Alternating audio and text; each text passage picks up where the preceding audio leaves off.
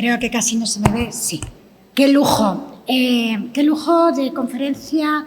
¡Qué lujo de exposición! Amparo, muchísimas gracias. Yo creo que nos ha quedado claro, con un lenguaje fácil, accesible para todas y para todos, lo que es honesto. Pero yo quiero darle las gracias a Amparo por dos cosas que me ha apuntado. Por decir que el TOC es tratable. Creo que necesitamos saber que no estamos fuera y decir que los TOC ya son un desecho, que es lo que están diciendo.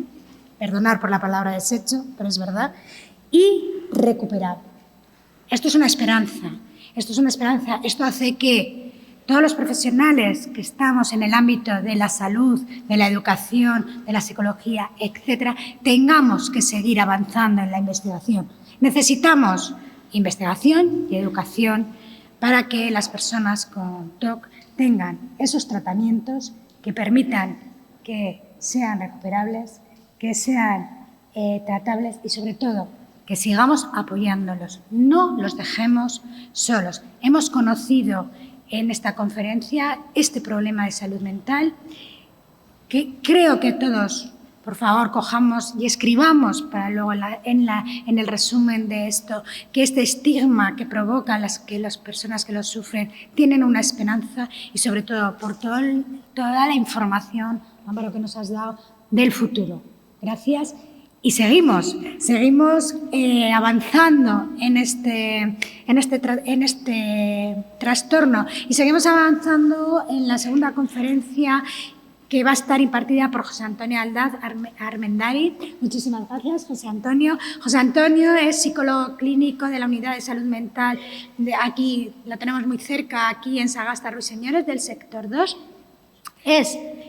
Tiene muchísima experiencia en el tratamiento de trastornos obsesivos compulsivos, como se puede destacar en su libro Obsesiones y compulsiones y en el capítulo del libro Evaluación de candidatos a terapias cognitivo-conductual. Además de colaborar con la asociación, creo que mira la cara de alegría que tienen todas las personas que tienen la asociación de tener a una persona como tú, a un psicólogo como tú, compartiendo con ellos la experiencia. Muchísimas gracias. Te quedo.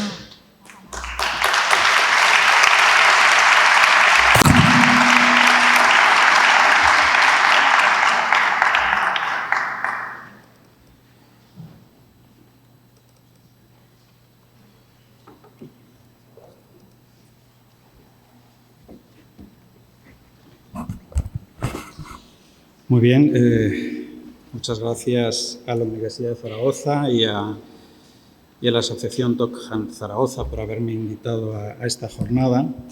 También quiero dar las gracias a todos los aquí presentes, familiares, afectados, estudiantes de psicología, profesionales de la salud, autoridades, porque yo creo que es un empeño de todos, de alguna manera, el trabajar conjuntamente para que este problema de salud que sufren miles de ciudadanos en nuestra comunidad autónoma y en nuestro país, pues reciba un tratamiento adecuado y mejoremos, digamos, su calidad de vida y su, digamos, esperanza de que hay una salida, como bien ha dicho la doctora Belloc, en tratamientos que pueden ser eficaces. A ver si consigo ver bien. Cuando uno se plantea un poquito el tema de cómo se aborda desde el Sistema Nacional de Salud este problema de salud, porque estamos hablando básicamente de un problema de salud, lo primero que cabría pensar es que los planificadores sanitarios, las personas que nos dedicamos al tema de la salud, pues deberíamos hacer un análisis y un poco ver la dimensión del problema. Cabría suponer que a continuación el Sistema Público de Salud dotaría de los medios, recursos, materiales y personales adecuados para atender ese problema y que, bueno, pues el problema estaría bien enfocado. Voy a hacer un spoiler. Desgraciadamente no es así. Y no es así porque en la atención a la salud mental no siempre prima los datos, la evidencia, todo lo que sabemos, sino que priman otras cosas. Priman cosas como modelos asistenciales, prejuicios asistenciales y cosas que en un momento determinado, como veremos más adelante, influyen en el diseño de dispositivos, influyen en la dotación y énfasis de determinados tratamientos y eso condiciona las probabilidades y expectativas de las personas que padecen este trastorno a la hora de, tener un tratamiento adecuado a su problema. Voy a empezar con una serie de datos que ya la doctora Belloc ha mencionado, pero que me parecen importantes, y es la prevalencia. Si estamos hablando de una prevalencia en torno al 2,5%, entre ese 2 y 3 vamos a quedarnos en la media, estamos hablando en España de más de 1 millón de personas que sufren y padecen este trastorno. Yo creo que en sí mismo esa cifra ya nos está indicando la importancia y el problema de salud que tenemos delante y que de alguna manera va a requerir por parte del Sistema Nacional de Salud la atención debida. Hay otro dato que yo creo que es importante, que es la edad de inicio, y como veis ahí hay una diferencia curiosa, si cabe, y es que en los varones el rango de inicio es más temprano que en las mujeres. Y esto, relacionado con el tema de recursos sanitarios dedicados, nos indica la importancia de la atención infanto-juvenil, a la salud mental infanto-juvenil que exigiría este trastorno. Porque, entre otras cosas, coincide que este inicio tan temprano, sobre todo en varones, va a coincidir con una etapa complicada en la gestión familiar, que es la adolescencia. Va a coincidir también con que el trastorno obsesivo-compulsivo infantil pues requiere una serie de adaptaciones en el tratamiento, porque los tratamientos cognitivos quizás requieren una madurez cognitiva que estos niños no tienen, y de alguna manera va a requerir una intervención temprana. Y va a requerir que profesionales como los pediatras, los psicólogos clínicos infantiles, los psiquiatras infantiles, tengan una formación específica que permita ese abordaje. Como veis, en las mujeres el trastorno se desarrolla un poquito más adelante, en la juventud, pero ya una vez en la edad adulta se iguala a nivel de prevalencia.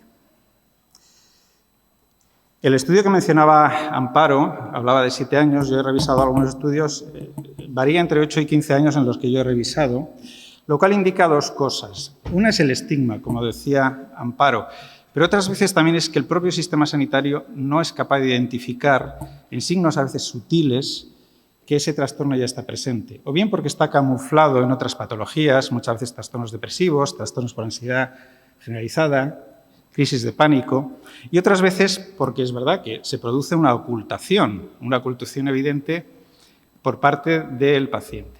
Y a veces, y desgraciadamente, pero es así, la familia arropa el trastorno, se adapta al trastorno y convive con el trastorno, con lo cual el punto crítico en que el paciente o la persona afectada acude al sistema sanitario se retrasa mucho. ¿Y por qué es importante que no ocurra esto, que consigamos que cada vez ocurra menos? Pues porque hay una relación entre el inicio temprano del trastorno, la identificación temprana del trastorno y un mejor pronóstico. Porque una característica que tiene el trastorno obsesivo-compulsivo, a diferencia de otros trastornos, es que el tiempo lo empeora. Gana en complejidad, se vuelve más intrincado, las obsesiones, las compulsiones, los diferentes elementos que componen el trastorno se van haciendo más intrincados, más interrelacionados, se desarrollan nuevas redes. Yo recuerdo una paciente que me hizo un árbol de decisiones dentro de su TOC, que era normas, subnormas, criterios, subcriterios, excepciones, y era intrincadísimo. Bueno, pues eso es fruto del tiempo, eso es fruto de una falta de abordaje temprano del trastorno. Hay un estudio que yo quería mencionar un poquito para ver realmente de qué estamos hablando. En este estudio que se hizo en el año 84 en Estados Unidos, entre casi 21.000 ciudadanos, el trastorno obsesivo-compulsivo era la cuarta patología más prevalente que detectaron. O sea, estamos hablando de un problema de salud mental que es tremendamente frecuente y tremendamente incapacitante. Y, por lo tanto, estamos hablando de una prioridad en la atención a la salud. Si bien, como ya ha mencionado Amparo, el tema de los subtipos es más didáctico que real, y en la clínica es muy raro encontrar un tipo o un subtipo clínico puro. Sí que creo que es importante mencionar que aproximadamente entre el 70 y 75% de las personas que padecen trastorno obsesivo-compulsivo se concentran en unos 4 subtipos de obsesiones y también de compulsiones. Aunque veréis que no guardan una relación unas con otras porque, como bien decía Amparo, a veces la parte, digamos, de neutralización de la alteración producida por la obsesión no siempre corresponde con el subtipo exacto, se van combinando y se van generando. Y además, una de las características del TOC es que muchas veces debuta con un tipo de obsesión que va evolucionando en el tiempo o coexisten diferentes tipos de obsesiones. Sí que a veces hay jerarquías dentro de ellas, pero que subsisten en la clínica y hay que abordarlas de alguna manera. Uno de los mayores problemas que tiene el abordaje clínico del trastorno obsesivo-compulsivo es el elevado grado de comorbilidad, es decir, de coexistencia de otros trastornos mentales a la vez que el TOC. Y eso complica el tratamiento porque muchas veces puede llevar a un mal diagnóstico, puede llevar también a frecuentes recaídas, puede llevar a una especie de pesimismo terapéutico por parte de los profesionales, pero también pesimismo en relación al tratamiento por parte de los afectados. Y esa comorbilidad añade complejidad al abordaje de este problema. Y esa complejidad, de alguna manera, exige tiempo, recursos y especialización por parte de los profesionales sanitarios, que no siempre en el sistema público es posible. Sabemos que en torno al 50% de un paciente con un trastorno obsesivo-compulsivo el 50% recaerá si aparece de una manera concurrente un trastorno depresivo mayor o vive una situación de estrés vital importante. Es decir, son personas muy vulnerables a acontecimientos que puedan desestabilizarles y que puedan reagudizar la sintomatología obsesiva. Si bien la comorbilidad es muy amplia, aquí he mencionado, digamos, los 4 trastornos más frecuentes en relación al TOC. Es verdad que también podemos observar trastornos obsesivos compulsivos en el espectro psicótico, en trastornos afectivos mayores, como trastornos bipolares, pero de alguna manera esa comorbilidad complica muchas veces el abordaje y hace aún más grave el problema de salud en sí mismos. Y también tenemos que tener en cuenta, y eso también añade complejidad al reto que enfrentamos, hay un porcentaje elevado de personas que padecen un trastorno obsesivo-compulsivo que pueden presentar algún rasgo de trastorno de personalidad, muchas veces de tipo obsesivo, pero también de tipo evitativo dependiente. Y eso complica muchas veces, por ejemplo, tratamientos como la EPR y otros tratamientos que implican exposición. Bueno, vamos a ver. Esto ya lo he mencionado, vamos a pasar a otra cosa. Hay un estudio que aquí menciono, pero bueno, simplemente es mencionar el estudio. Lo primero que hay que decir es que sí que se puede dar en un porcentaje de casos una remisión del cuadro y, por lo tanto, hay un mensaje optimista. También es verdad que en muchos casos la remisión no es total, pero mejora claramente la calidad de vida, mejora claramente la sintomatología y se puede recuperar funcionalmente las personas de una manera importante. Y también es verdad, porque como en casi todos los trastornos, hay un porcentaje que no mejora e incluso un porcentaje que empeora con el tiempo y que, desgraciadamente, no hay forma de contener.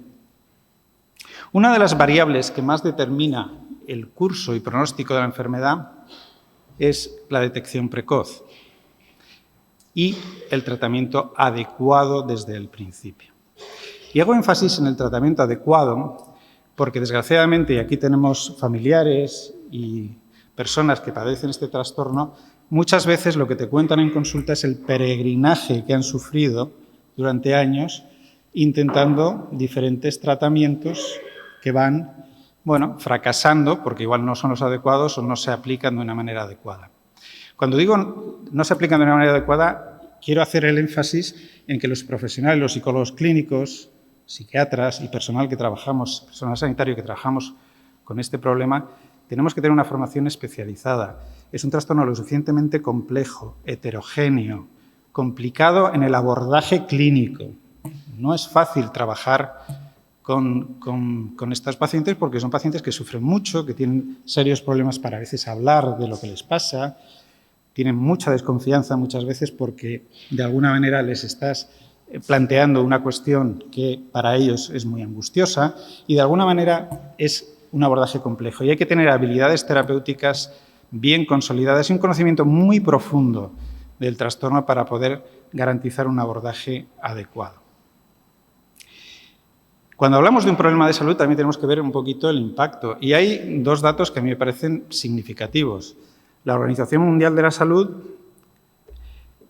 ubica el trastorno obsesivo-compulsivo entre las 10 enfermedades, y hablando de enfermedades hablo de todo tipo de enfermedades, no de trastornos mentales, más incapacitantes en dos cosas que son importantes. Una es la pérdida de ingresos económicos, es decir, las personas que padecen TOC tienen una perspectiva laboral y por lo tanto económica peor debido al trastorno, y una muy baja calidad de vida. Afecta de una manera considerable la calidad de vida. Y además también la OMS sitúa al TOC entre los 7 trastornos mentales más graves que requerirían una atención especial. Por lo tanto, tenemos un trastorno complejo, heterogéneo, con tasas de recaída altas, con una comorbilidad muy alta, pero además tenemos un trastorno que, a diferencia de otros trastornos mentales, afecta a la vida familiar y de pareja de la persona que lo padece, interfiere severamente con la vida social y de ocio, reduce la probabilidad de éxito académico y de una carrera y una vinculación académica, por eso la importancia, por ejemplo, que la universidad, pero también los centros educativos sean conscientes de estas dificultades y adapten y favorezcan, digamos, que estas personas progresen en su currículo académico, y también afecta a la calidad y mantenimiento del trabajo. Son pacientes que muchas veces requieren bajas laborales prolongadas, son pacientes que pueden tener serias interferencias en determinados trabajos. Este es un trastorno que, entre otras cosas, se dedica a consumir la vida del paciente en cuanto al tiempo. Es decir, el factor que determina, uno de los factores que determina esta enfermedad es la gran cantidad de tiempo que el paciente tiene que dedicar al trastorno, que evidentemente no dedica ni a su pareja, ni a su vida social, ni a su trabajo, ni a su cuidado personal, es decir, consume el tiempo. Y ese fenómeno hace que todo el espectro de la vida de una persona quede afectado. Luego tiene un coste económico, que a veces se nos olvida. Tiene un coste económico en pérdidas de horas de trabajo, tiene un coste económico de salud. En Estados Unidos, en un estudio que se hizo y se publicó en el 95, hablaban de 8.000 millones de dólares. Seguramente si se hace ahora, pues sería incluso más. Y también afecta a una cosa que también es importante, que es la posibilidad de tener un proyecto vital con una persona y demás, las relaciones. Hay un porcentaje muy elevado de solteros, mucho más elevado que la media de la población. La tasa de divorcios es bastante alta. Y, en general, curiosamente, el estar casado es un factor de pronóstico favorable en el tratamiento, probablemente porque hay un soporte familiar que puede ayudar, mientras que el no estarlo puede ser un factor negativo. Hay otro elemento que también es importante a la hora de tener en cuenta este dato, y es que cuando las personas que padecen un trastorno obsesivo-compulsivo no tienen demasiada conciencia de las distorsiones que puede generar el trastorno, que la mayoría de las personas la tienen, genera dinámicas familiares, digamos, complejas, que pueden generar graves interferencias en la vida familiar. O bien porque obliguen o vinculen a través de conductas de irritabilidad, a través de un chantaje emocional, a través de diferentes mecanismos, la vida familiar en torno al trastorno. Y eso hace y añade complejidad. Y por eso también es muy importante el abordaje familiar, cuando uno hace un planning de tratamiento en este tema. Por lo tanto, tenemos un problema de salud que afecta a un número importante de ciudadanos, que es un problema de salud de primer orden por toda la comorbilidad, afectación y demás, que genera un importante sufrimiento emocional a la persona y a su entorno, genera elevados costes económicos y de otro tipo a la sociedad e interfiere de una manera significativa en la vida de quien lo padece. Cabría pensar que con todos estos datos, el sistema de salud público y, en concreto, la atención a la salud mental estaría volcado en un problema de este tipo. Pues no lo está. Pero vamos a ver un poquito de dónde venimos y por qué estamos donde estamos. En España, desgraciadamente, la atención a la salud mental no se convirtió en una prioridad política y social hasta los años 80. Prácticamente hasta los años 80, y por cuestiones que de todos conocidas de la historia reciente de este país, pues no era una prioridad y no era algo que realmente preocupara a las autoridades. Y es en los años 80, un poquito con el restablecimiento de la democracia, cuando la salud mental y en general la atención a la salud universal cobra un valor y una demanda social que se ve satisfecha por el Estado. Y en concreto en la salud mental hay 3 hitos, si queremos mencionarlos, que marcan un poquito. Hay un clima dentro de los profesionales de la salud, y en concreto en Alma Ata, en el 78, en una conferencia sobre atención primaria, se redefine el concepto de salud. Y ya no es un concepto deficitario en el sentido de salud es no estar enfermo, sino que se plantea en términos de bienestar. La salud pasa a ser el bienestar biopsicosocial. Me voy a tener un minuto en esto de biopsicosocial porque me parece interesante.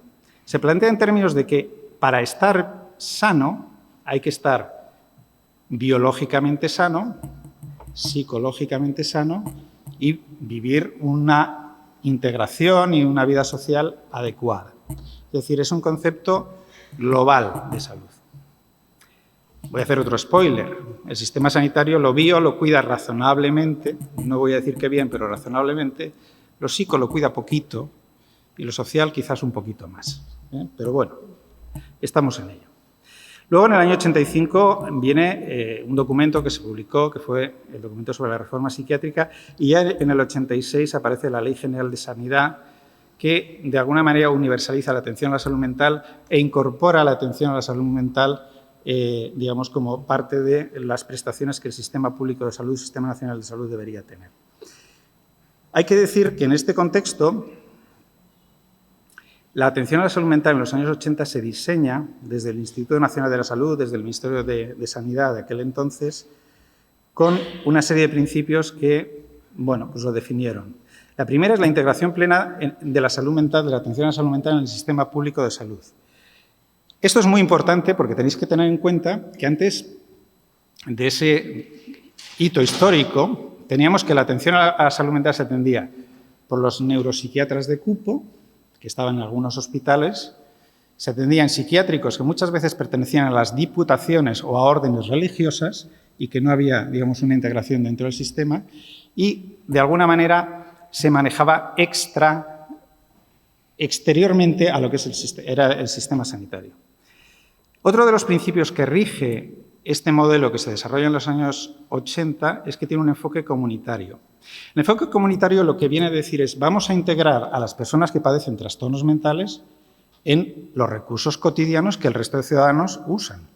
De alguna manera vamos a hacer normal para evitar el estigma que está asociado a los trastornos mentales. Vamos a integrarlos en centros de salud, las unidades de salud mental o los centros de salud mental, en hospitales generales, las unidades de ingreso psiquiátrico, etc. Es decir, ese es el enfoque. Muy importante, uno de los principios es el enfoque multiprofesional. Por primera vez se empiezan a contratar a profesionales que no sean psiquiatras para atender la salud mental. Se empiezan a incorporar psicólogos, enfermeras, en algunos casos trabajadores sociales, terapeutas ocupacionales, algunos recursos. Es decir, se entiende que la salud mental es tan compleja y requiere de diferentes aproximaciones que hay varios profesionales que deben formar parte de ese equipo. Y eso hace que nuevos profesionales se incorporen. Pero tiene también un enfoque generalista. Es decir, no se prima la especialización, se prima la atención en general. De tal manera que aún hoy en día, por ejemplo, en la consulta que yo he tenido esta mañana, he tenido de 8 personas que he atendido, 3 primeras y 5 revisiones, 6 diagnósticos distintos, que iban desde lo psicótico hasta, digamos, no diagnóstico psiquiátrico. Es decir, hay mucha variabilidad en la atención. Por lo tanto, uno sabe un poco de todo y mucho de nada, ¿eh? Y también se diseñan los dispositivos en red. Es decir, se supone que hay una red que atiende los diferentes niveles de atención requerida, pues en función de la gravedad, en función de si hay una fase de crítica, de descompensación, si hace falta rehabilitación y demás. Una cosa que hay que decir en este momento es que esto se produce desde un determinado sector de la psiquiatría, no fue homogéneo, y se produce básicamente desde la psiquiatría. No hubo grandes contribuciones desde psicólogos y otros profesionales en el diseño de este modelo asistencial. Y no lo hubo, lógicamente, porque no pintábamos gran cosa los demás profesionales en aquellos momentos. Entonces, digamos que esa fue la explicación. Pero eso también ha determinado un poquito cómo el modelo ha respondido a determinadas cosas y cómo determinados enfoques, como pueden ser tratamientos psicológicos eficaces, pesan menos en el diseño de servicios, pesan menos a la hora de poder ofertar esas prestaciones a los ciudadanos. La red habitual, que luego, pues, con la transferencia de las competencias sanitarias, en algunos casos ha variado con matices, es que está el centro de salud mental, que es el eje sobre el que pivota toda la red y que de alguna manera canaliza y distribuye los flujos de demanda, las unidades de especialización, los hospitales de día, centros de día, unidades de media estancia, larga estancia y unidades específicas, que suelen ser o unidades de trastorno de la conducta alimentaria o adicciones, algunas veces unidades de trastornos de la personalidad, depende un poquito de cada comunidad autónoma y a veces de cada, digamos, zona de salud. Pero básicamente esta es la red. Si os fijáis bien, es una red amplia. Si realmente la red funcionara bien, es cara. La atención a la salud mental es cara. Lo que pasa es que normalmente no se suele dar el caso, pero es una red que está pensada para la atención al trastorno mental, digamos, más prevalente en los centros de salud mental, aquellas personas que sufren una descompensación psicótica o trastornos afectivos, que hay riesgos de suicidio y otras complicaciones, se atienden en las unidades de especialización, y luego básicamente es una red que se dedica a la rehabilitación. Pero es una red pensada para un momento histórico. Era el momento en que había que sacar un gran número de pacientes de hospitales psiquiátricos, que principalmente eran del espectro psicótico, trastornos afectivos graves. Bueno, había una mezcolanza de patologías, pero no está pensada para otro tipo de patologías graves. No se pensó en eso cuando se diseñó la red. Y el problema que tenemos ahora es que 35 años después, prácticamente ese núcleo esencial, ese tronco, se mantiene. Y se mantiene y está generando disfunciones, porque hay nuevas demandas, hay nuevos requisitos, hay nuevos tratamientos, hay nuevos profesionales de la salud mental que pueden aportar y que este sistema no permite que se optimicen esos recursos. Una mención aparte, por lo que he dicho antes del inicio temprano, es la red de salud mental infantojuvenil, que aún es más precaria en muchos casos. Con lo cual, aún tenemos un problema añadido en este caso, y es que el inicio temprano, en muchos casos del trastorno, no encuentra un cobijo adecuado en la red que hay diseñada. Como decía antes, es una red que está pensada para el trastorno mental grave, pero no el trastorno mental grave en general, sino fundamentalmente psicosis y trastornos afectivos graves. No está pensada para una persona que padece un TOC grave, no está pensada para otro tipo de patologías. Los recursos, ni hay una especialización de los profesionales, ni el diseño asistencial lo permite. Luego tenemos otro problema, que es lo que denominamos el trastorno mental común, que es toda esa patología menor que muchas veces tiene que ver con el estrés de la vida, con los problemas cotidianos, que satura la red de atención primaria y satura los centros de salud mental, haciendo muchas veces inefectivos esos dispositivos. Y ese enfoque generalista impide muchas veces una aproximación especializada específica a trastornos que así lo requieren.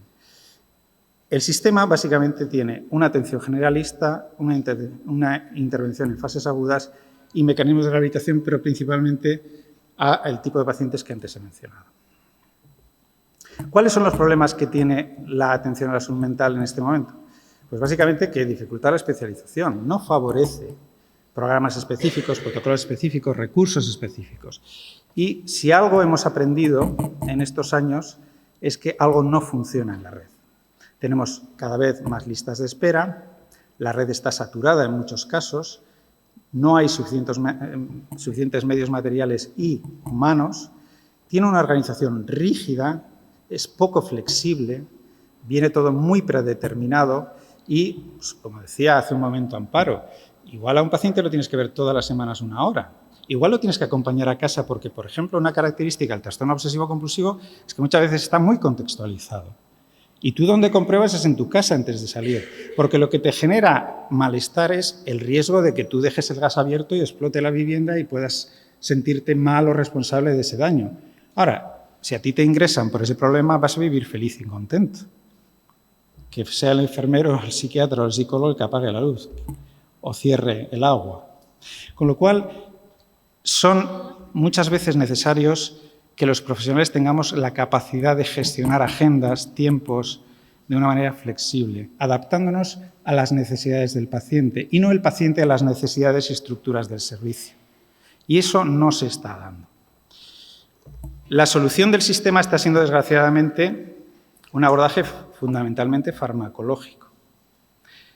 Se está disparando el gasto farmacológico porque el sistema tiene más sencillo prescribir fármacos que dedicar tiempo y atención a tratamientos como los psicológicos, que muchas veces son el ingrediente que tiene que estar presente en todos los casos y no siempre se da. De hecho, la atención psicológica al trastorno obsesivo-compulsivo no es todo lo elevada que debería ser. A veces también es difícil el acceso a la red y eso lo complica. Y ese sesgo, digamos, en cuanto a patologías. Por lo tanto, tenemos un problema de modelo asistencial, tenemos un problema de recursos materiales y humanos y tenemos un problema de especialización y protocolización. Por lo tanto, Houston, tenemos un problema y un problema que no es menor. El reto que tenemos como sociedad, como profesionales, como gestores sanitarios, es no insistir en algo que vemos que no está funcionando, sino ser lo suficientemente inteligentes para plantearnos qué alternativas podemos tener a la hora de dar respuesta a una demanda que está ahí y que cada vez es más creciente. Bien, vamos a pasar por aquí. ¿Lo que está ocurriendo? Pues que no se está dando una atención adecuada a las personas que padecen un trastorno obsesivo-compulsivo. Eso muchas veces, desgraciadamente, lleva a la cronificación del cuadro y, como consecuencia, a un importante deterioro en la calidad de vida de las personas que lo padecen, pero también de su entorno. Está ocurriendo que muchas personas tienen que acudir al sector privado y una obligación, al menos en mi opinión, del sistema público de salud es proveer a los ciudadanos de la atención sanitaria que pagan con sus impuestos y que está en la ley reconocida como un derecho. Y eso implica un elevado coste económico para muchas familias. Algunas se lo pueden permitir, otras no, con lo cual estamos generando desigualdad y además algunos riesgos. El problema de la privada no es que no haya buenos profesionales, que los hay. El problema es que está atomizada, no puedes dar un enfoque integral, como muchas veces se exige. El problema también es que no siempre en el ámbito privado, a veces tampoco en el público, pero quizás hay más garantías en el público, el tratamiento que se oferta, el enfoque que la evidencia avala, es lo que se ofrece. Entonces te encuentras con pacientes pues, que han pasado por diferentes modelos terapéuticos, han invertido años y mucho dinero y están igual o están peor. Y eso también es un factor que, digamos, consecuencia de este problema. Y luego, otra cosa que ocurre es que se desarrollen recursos en paralelo. Recursos en paralelo quiere decir, y yo lo puedo entender, pues que la gente se busca la vida. Y entonces tenemos, pues, asociaciones de familiares que intentan, pues, a través de subvenciones o a través de convenios, ir creando esos recursos especializados que el sistema público de salud no oferta y, por lo tanto, no nutre, digamos, esa necesidad de salud. Bien, nos tendríamos que hacer una pregunta. ¿Qué determina qué es prioritario en el Sistema Nacional de Salud? Cabría pensar que básicamente es el problema de salud, lo que determina los recursos que se dedican, los medios y demás. Pero la verdad es que no es así. Y no es así porque, en realidad, hay un sesgo a la hora de diseñar los recursos sanitarios. Es un sesgo que tiene que ver con la percepción social del problema de salud. ¿Por qué el cáncer de mama es prioritario a nivel sanitario? Primero, porque es un grave problema de salud, pero también porque políticamente se detecta que la sociedad quiere que eso se atienda. ¿Por qué normalmente en la salud mental lo psicótico tiene una primacía? Primero, porque es un problema muy grave de salud, pero también porque hay una visión social del loco, del peligro, de que hay que atenderlo. ¿Por qué la depresión tiene una atención mayor en el sistema de salud mental? Pues que el mundo, la gente la conoce. Que si yo estoy deprimido, que si mi primo se ha deprimido, que si la depresión postvacacional, no sé, es popular. ¿Qué pasa con el TOC? No es que sea popular ni impopular, es el gran desconocido. Si salimos hoy a la calle y hacemos una pregunta, ¿qué es el TOC?, podemos encontrarnos con respuestas muy variadas. Desde la película Toc Toc, con cierta jocosidad por parte de alguna gente, que es así, hasta personas que te pueden decir un acrónimo de vete a saber qué, pero que nada tiene que ver con el trastorno obsesivo-compulsivo. Porque, en realidad, el TOC es el gran desconocido. Todo lo más que conoce la gente del TOC es que puede ser gente un poco maniática, un poco rarita, pero es un problema de salud principalmente oculto. Y cuando algo está oculto, los gestores sanitarios no suelen prestarle atención. Y esa falta de atención implica que no se dedican recursos y no se dedica la atención adecuada. Pero también hay que reconocer otra cosa a la hora de qué determina la atención a las personas que padecen un trastorno obsesivo-compulsivo. Y es la percepción de los propios profesionales de la salud respecto al trastorno. ¿Cuándo se empezó a estudiar un poquito más el trastorno obsesivo-compulsivo? Bueno, ahí el doctor Berrios, Germán Berrios, tiene un estudio muy interesante. Pues cuando un laboratorio farmacéutico comercializa la clomipramina y empiezan a crecer los estudios sobre el TOC. Probablemente porque estaban financiados por el propio laboratorio. Porque el famoso Nafranil pues empezaba a tener resultados positivos. ¿Por qué los psicólogos le dedicamos atención al TOC? Pues vamos a reconocer nuestra propia parte, porque empieza a aparecer tratamientos conductuales que parece que mejoran el trastorno. Por lo tanto, también tiene que ver con eso. Y tiene que ver con que muchas veces, y tenemos que ser críticos, hay muchos profesionales que no les gusta trabajar con este problema, porque es un problema complejo, porque hay muchas recaídas, porque exige un entrenamiento muy específico y no siempre se da. Y eso también genera a veces que el propio sistema no nutra los servicios y las atenciones que se deben.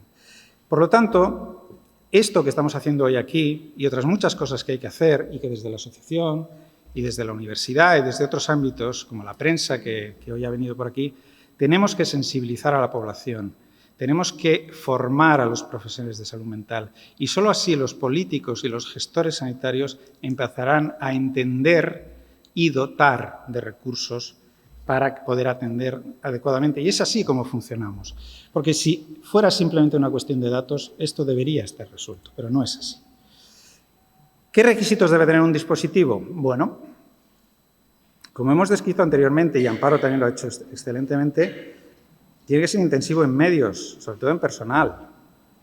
El tratamiento exige mucho tiempo, una elevada frecuencia de intervención, hay muchas recaídas, requiere un seguimiento y una continuidad de cuidados y requiere un gran equipo porque afecta a todas y cada una de las áreas de la vida del paciente y, por lo tanto, requiere que muchos profesionales estén coordinados y presentes.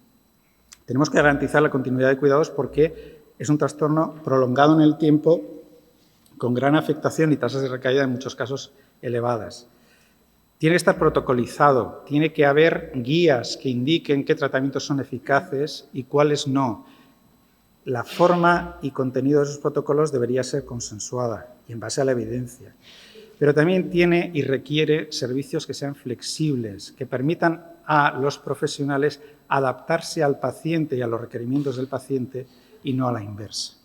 Y finalmente deben ser específicos y especializados, porque el trastorno obsesivo-compulsivo lo requiere y se lo merece, por esos dos factores. Muchas gracias.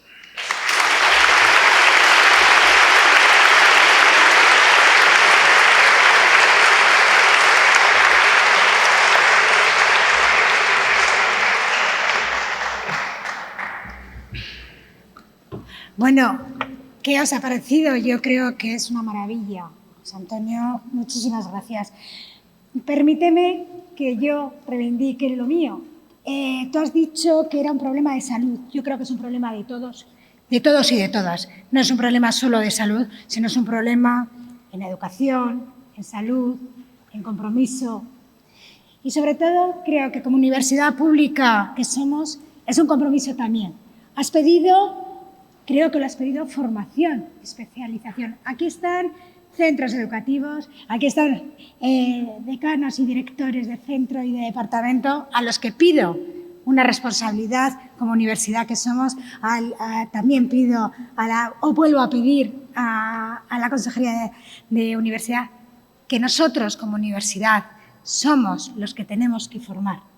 Tenemos que formar profesionales que ayuden a las personas con trastorno.